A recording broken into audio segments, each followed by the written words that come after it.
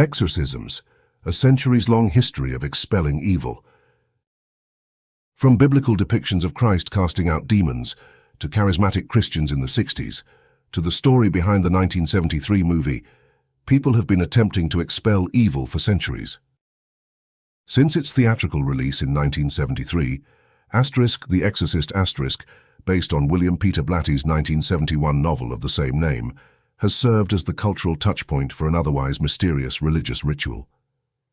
In reality, it's only part of the most recent chapter in the long history of the spiritual practice that involves far more than a spinning head and green projectile vomit. Exorcism is a prayer or ritual that is meant to remove the influence of demonic evil power over a person, says Stephen Oakey, a theologian and assistant professor of philosophy, theology and religion at St. Leo University in Florida. Exorcism is a prayer or ritual that is meant to remove the influence of demonic evil power over a person, says Stephen Oakey, a theologian and assistant professor of philosophy, theology and religion at St. Leo University in Florida. Exorcism is a prayer or ritual that is meant to remove the influence of demonic evil power over a person, says Stephen Oakey, a theologian and assistant professor of philosophy, theology and religion at St. Leo University in Florida. Many religious traditions believe that there are evil forces that can have a negative influence on a person's life, and reports suggest that demand for exorcisms have increased since the turn of the century. According to Oakey, the term exorcism is most commonly associated with Christianity, especially Catholicism, partly because of the numerous explicit references to Jesus casting out spirits in the Gospels. In 2017, Pope Francis told priests that they should not hesitate to call on a Vatican-trained exorcist should they need one. The first 4 books of the New Testament of the Bible, known as the Gospels, tell the story of Jesus of Nazareth, a Jewish prophet whose life and teachings became the basis of Christianity. The first mention of Jesus casting away evil spirits appears in the Gospel of Mark, which is thought to have been written around AD 70, roughly 40 years after his death. In the New Testament, Jesus' exorcisms were evidence of his authority over the devil, says Rob Haskell, THM, a theologian specializing in the New Testament and former minister. They showed that he had spiritual power. In addition to describing exorcisms of humans, the Bible also includes at least one reference to animals being possessed by demons, he adds. These biblical mentions serve as an introduction to the practice. Since our understanding of exorcisms in the modern world comes from the Christian worldview, the New Testament sets the stage for all that follows, Haskell explains. Angry and disillusioned by the Catholic Church's sale of indulgences, marketed to believers as a way to fast-track their way through repenting for their sins in purgatory, a German theologian named Martin Luther wrote a list of his complaints about the religion, which he may or may not have nailed to the door of his university's church in 1517.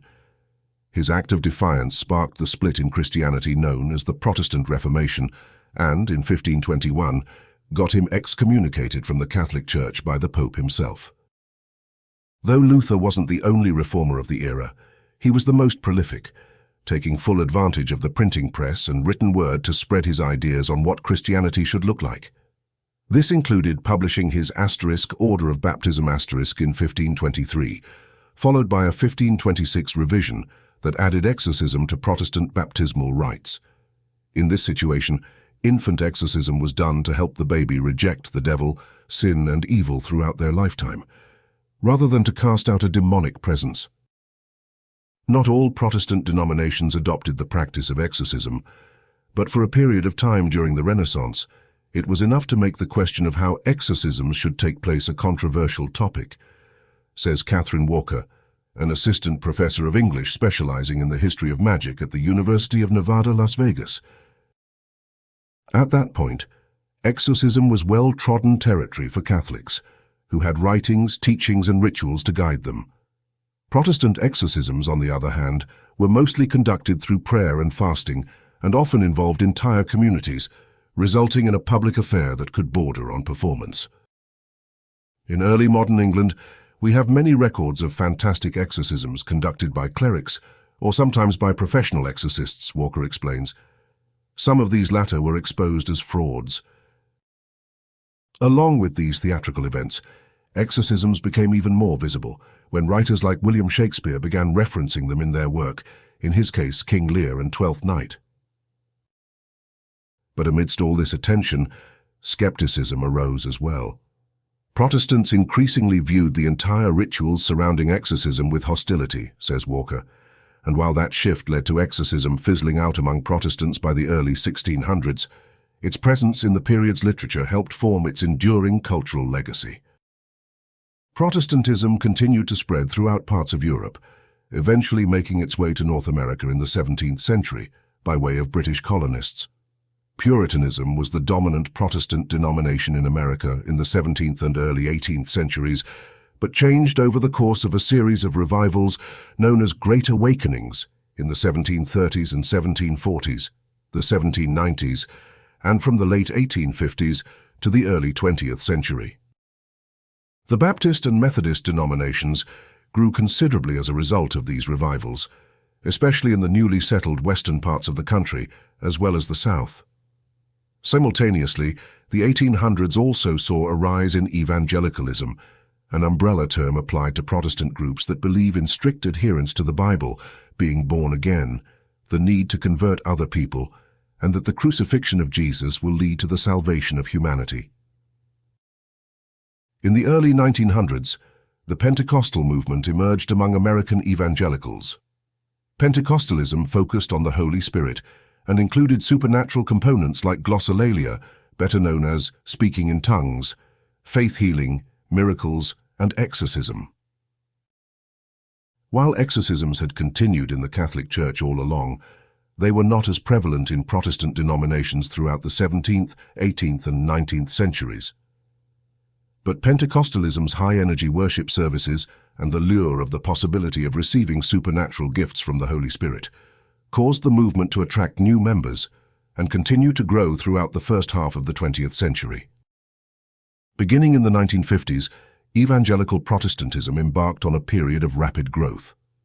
Evangelists like Reverend Billy Graham took to the airwaves, gaining access to Americans' homes through appearances on both radio and television, and became even more influential when he served as a spiritual advisor for President Dwight D. Eisenhower.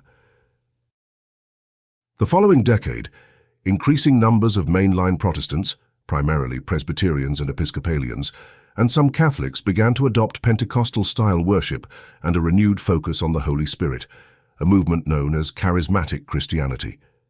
Like their Pentecostal counterparts, charismatic Christians also performed exorcisms, sparking renewed interest in the ritual in the late 1960s and into the 1970s in the United States, as well as in Africa and Latin America. It wasn't long before exorcisms once again became embedded in popular culture, as they had during the Renaissance. William Peter Blatty's 1971 novel, The Exorcist, based on the real-life story of a 14-year-old boy who underwent Catholic exorcisms in Maryland and Missouri in 1949, kicked off the trend, reaching the top spot on the New York Times bestseller list and remaining there for 17 weeks. The film version of Blatty's book was released in 1973, at a time Oakey says was transitional both for cinema and for Catholicism. The Exorcist had a huge influence on the rise of the horror genre, and films of the 1970s in general often had a grittier or rougher edge to them than films of the preceding decades, he explains. At the same time, the Catholic Church was working through the early effects of Vatican II and its effects on liturgy, relations with other religions and relations with the modern world.